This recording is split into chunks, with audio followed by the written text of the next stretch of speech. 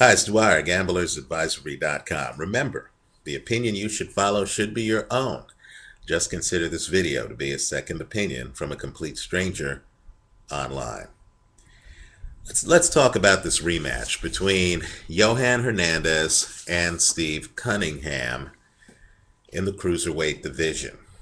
Now, I'm just not buying the hype on Yoan Hernandez.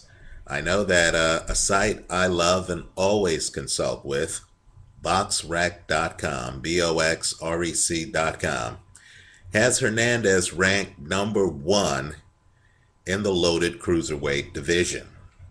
Right? They somehow have Hernandez ranked ahead of Steve Cunningham, as well as fighters like Antonio Tarver and Denis Lebedev and Marco Huck. Right? Well, let's go further. I know that Hernandez beat Steve Cunningham allegedly late last year, in October of last year, and that this is a rematch of a fight that ended with Hernandez being declared the winner. But all I could say is I don't believe the hype. I know Steve Cunningham hit the canvas and looked terrible at the end of the first round. The fight could have been called. Cunningham did a Zab Judah against Costa Zoo on the canvas. He actually flopped around a little bit on the canvas. I'm surprised the referee didn't wave it off. But the fight continued. And when Cunningham got off the canvas, in my opinion, what I saw was Steve Cunningham dominate the action behind his jab that seemed to have southpaw Hernandez completely befuddled, especially when Cunningham, who is the vastly superior athlete, right? When Cunningham started coming forward behind the jab and blocking Hernandez's left hand, and keep in mind, Hernandez is a southpaw, so the angles clash a bit. When Cunningham figured out how to block Hernandez's left hand, I thought the fight was over. I didn't see Hernandez do much of anything after getting the dramatic knockdown in the first round. Not only that, it was clear that once Cunningham's head cleared, and you get knocked down by a heavy punching cruiserweight, it'll take a little bit before your head clears. Once Cunningham's head cleared, I thought he had the blueprint. I thought he was an autopilot. I thought he literally could have cruised through the rest of the fight. So the powers that be realized that something wrong happened, right? I believe this fight was stopped by a ring doctor who might as well have been wearing a Hernandez t-shirt, right? It was interesting because in post-fight interviews, the ring doctor actually said that he thought that Steve Cunningham gained a tactical advantage because of a headbutt. You know what, Doc? It's not your place to say. You're not one of the judges. Apparently, the sanctioning bodies agreed and ordered this rematch. Now, Cunningham and longtime followers of Cunningham need to watch for this because he went down several times when he fought Tomas Ademic, right? But Cunningham seems to be wired in such a way where when he gets hit flush, it's lights out. And I'm talking about lights out in a big way.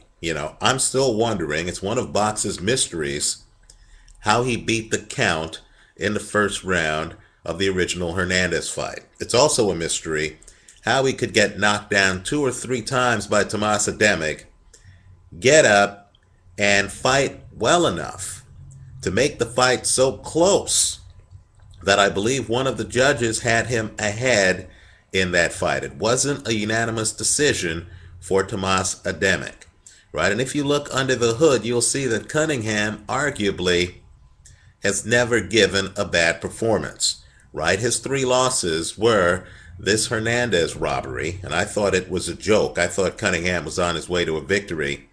It was the Ademic fight where, again, Ademic won the fight, but it was not unanimous. And keep in mind, that fight was in Newark. It was in Ademic's American backyard. I know Ademic is Polish. Here in the United States, he's huge in Newark. And of course, Cunningham's first loss was a very debatable loss to Wilderchick in Poland, and that fight too was ridiculous. If you look at the fight, you have no idea what fight the judges were scoring. I thought Cunningham won that fight as well. Cunningham did avenge that in the rematch. So Cunningham is an elite fighter. Here, when he throws his left jab and steps forward, Hernandez has no answers. In fact, after the first round, the pattern of the fight was Cunningham coming forward and Hernandez backing up. And don't be fooled by ages. I know Cunningham is 35 and I know Hernandez is 27. But I'm just here to tell you that when Cunningham comes forward behind a jab, he wears out Hernandez. Hernandez doesn't look to have the stamina that Steve Cunningham has. So, Hernandez, in my opinion, did as well as he could do in that first fight. I thought he was winded. I thought had that fight gotten into the 8th and 9th rounds, I'm not sure if Hernandez would have been able to go the distance. He simply cannot handle the very long Cunningham. Even though Hernandez is an inch taller, Cunningham uses length much better, and he's the better athlete.